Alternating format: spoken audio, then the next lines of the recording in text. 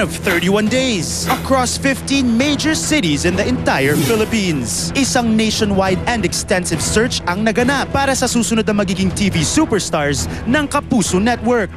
Dito lang sa all-original reality search ng GMA, ang Protege.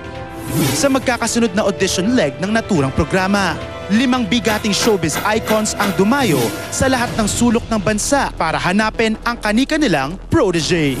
Una, ang mentor ng Mindanao, drama and action film legend Philip Salvador. Labis na kinakatakutan dahil sa kanyang mabagsik na pagkokomento. Ganyan ka ba talaga sumagot? Oo. Huwag kang bastos sumagot. Sa bandang Visayas naman, ipinakita ng isa pang mentor ang tunay na halaga ng pagiging artista. Kaya naman walang nagpa-tweetums sa harap ng multimedia icon, Jolina Magdangal. Dahil itong industriya na to ay hindi po biro. Para naman kay Northern and Central Luzon mentor Ricky Davao. Bagong henerasyon ng classic movie stars ang hanap niya. Okay, titigil hanggang hindi nagka-cut. Samantala, nayanig ang Southern Luzon dahil sa istrikto at mataas na qualifications ni actress and TV director Gina Alahar. Siguro ang lalabas dito yung pagiging teacher ko.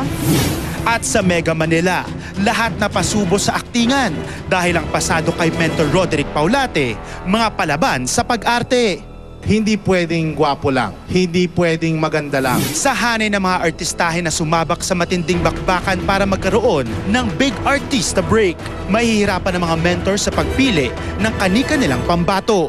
Sino-sino ang magpapatuloy sa next stage ng competition?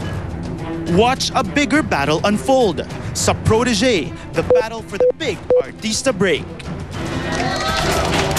Good luck sa lahat ng sasali dyan sa Protege. Parang nakakatakot lahat ng mentors this season. Samantala, mamayang gabi po, samahan yung aking kapatid na si Richard Gutierrez sa Pinoy Adventures After Cap's Amazing Stories. 8:30 p.m. po yan. And happy birthday to my lovely sister Rufa. Happy birthday sa'yo. And of course, thank you kay Dr. Vicky Bello, Crystal Linares, Sexy Solutions, Dr. Vivian Sarabia Optical, and Dr. Shelo Adahar Dental Clinic, Elorde Jim and Ortigas, Zeng Zulueta, Ton Lau, and Richard Henry Calaig Salon. Samantala, mga Kapuso and GMA Pinoy TV subscribers natin dyan sa Jersey City, makikijam ang Kapuso stars and R&B artists na sina JR and Chris Lawrence sa inyo on June 24 for the Philippine-American Friendship Day Parade and Festival sa Lincoln Park in Jersey City. Mga matatanda, mga kapuso natin na the whole family, siguradong mag-i-enjoy kaya makijam na kayo dyan.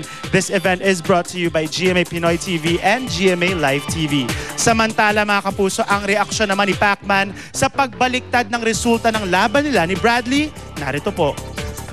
People's Champ Manny Pacman Pacquiao di na raw nagulat sa proklamasyon ng World Boxing Organization na siya ang tunay na nanalo sa laban nila ni Timothy Bradley noong June 9 sa Las Vegas, Nevada. Masaya naman. Siyempre, hindi naman ako nagulat doon at hindi bago sa akin dahil alam ko naman na yun ang resulta eh.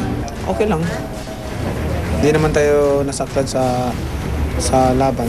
Ayon sa 5-member panel na pinangunahan ng WBO President na si Paco Valcarel, narating nila ang desisyon matapos nilang i-review ang recording ng nasabing fight. Naging mainit na ang usaping dapat magkaroon ng rematch sina Pacquiao at Bradley sa Nobyembre. Pero ayon sa balita, hindi na raw binabalak ituloy ito ng promoter na si Bob Arum. Bagkos, si Juan Manuel Marquez daw ang muling minamata para makarematch ni Pacman. Depende naman kasi yun sa promoter, no? Siyempre yung promoter, hindi naman magpo-promote yun kung malulugi lang siya. So, kailangan din, tinitingnan natin yung promoter, yung kung anong ibigay ni Bob Arum na kalaban. Kung anong plano ng WBO at Nevada Athletic Commission, i-respeto na lang.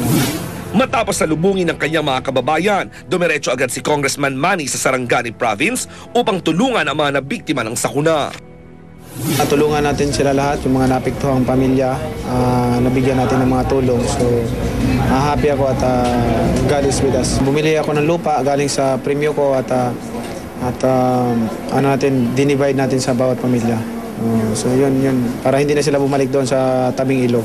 Kaakibat nito, high-flying na ngayon ang pagtulong niya matapos bumili ng isang multi-million helicopter mula sa kanyang mga kinita from his last fight. Yan magagamit yan sa mga kasi bulubundukin yung Sarangani, pag may mga relief goods na ihatid sa isang barangay mas madali kasi may mga barangay na hindi inaabot ng sasakyan. May mga barangay na hindi nakakapasok sa sasakyan, so mas maganda may chopper para ma-deliver ka agad yung dapat na may deliver. Patuloy lang ang paghahanda ni Congressman Manny sa anumang pagsubok na darating sa kanya at sa paghahatid ng saya sa kanyang mga kababayan. Susunod na, ang Kapuso Teen Heartthrob nagpost ng nakabrief lang. May halong excitement kasi wala akong suot na damit eh. Brief lang eh.